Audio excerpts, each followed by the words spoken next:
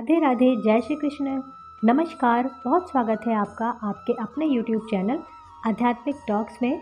और मैं विभा मिश्रा हमेशा की तरह कामना करती हूँ कि आप सभी पर श्री हरि की कृपा हमेशा बनी रहे। दोस्तों, आज हम इस वीडियो में चर्चा करेंगे कि एकादशी व्रत यदि 2 दिन पड़े तो हमें किस दिन एकादशी का व्रत करना चाहिए। शुद्धा एकादशी और वृद्धा एकादशी किसे कहते हैं, इन दोनों में क्या अंतर होता है और हमें कौन सी एकादशी का व्रत करना श्रेष्ठ बताया गया है। तो यदि आप मेरे चैनल पर पहली बार हैं तो आप चैनल को सब्सक्राइब करिएगा। मेरा वीडियो पसंद आता है तो लाइक का बटन ज़रूर दबाइएगा और इसे ज़्यादा से ज़्यादा शेयर कीजिएगा। कहते हैं कि ज्ञान बांटने से बढ़ता है। तो वीडियो को शुरू करते हैं समय को ना गंवाते हुए। सर्वप्रथम जानेंगे कि यदि किसी बार आप देखते हैं महीने में जो है 2 एकादशियाँ पड़ती हैं 15 दिन में, एक कृष्ण पक्ष की एकादशी और एक शुक्ल पक्ष की एकादशी।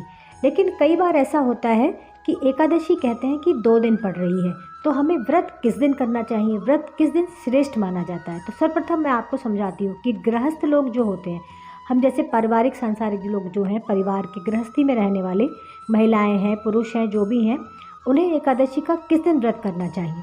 देखिए, एकादशी तिथि जब सूर्योदय के साथ शुरू होती है, यानी एकादशी तिथि सूर्योदय हो गया और तब एकादशी तिथि शुरू होती है, तो उसमें वो दशमी के साथ एकादशी मिश्रित मानी जाती है। दशमी और एकादशी, ऐसी एकादशी को वृद्धा एकादशी कहा जाता है।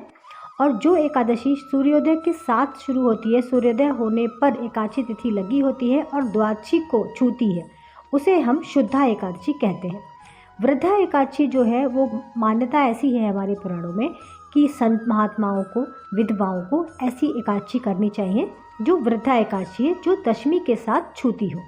और जो हम गृहस्थ लोग हैं, वैष्णव जन हैं, उनको हमेशा शुद्धा एकादशी का व्रत करने की सलाह दी गई है। जैसे कि सूर्योदय के साथ एकादशी लगी और फिर द्वादशी लग गई उस दिन में, तो वो एकादशी शुद्ध मानी जाती है और उसे शुद्धा एकादशी भी कहते हैं, दूजी एकादशी भी कहते हैं, वैष्णव एकादशी भी कहा जाता है। तो हमें इस प्रकार से एकादशी रखनी चाहिए। जैसे कि इस बार साल 2023 में जो आखिरी एकादशी है, जिसे मोक्षदा एकादशी कहते हैं, वो 22 दिसंबर को भी है और 23 दिसंबर को भी है। तो हमें व्रत किस दिन करना है।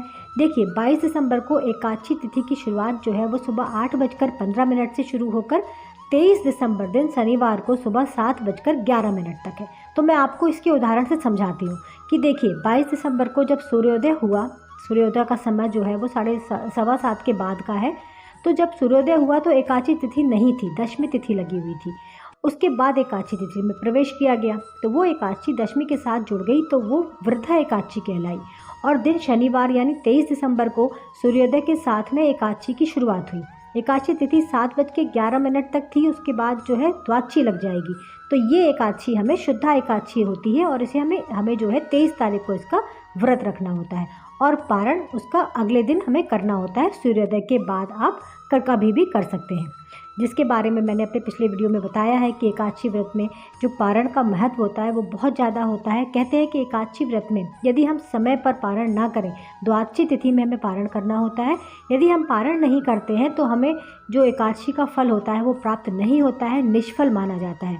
और हमेशा आप जो है एकादशी का व्रत जिस प्रकार से आपने उठाया है उसी प्रकार से करना चाहिए हर एकादशी में, और उसका पारण भी जो है वो उसी प्रकार से हमें करना चाहिए।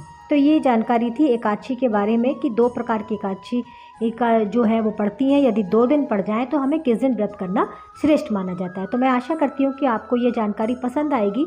यदि पसंद आए तो प्लीज़ लाइक, शेयर, सब्सक्राइब करें।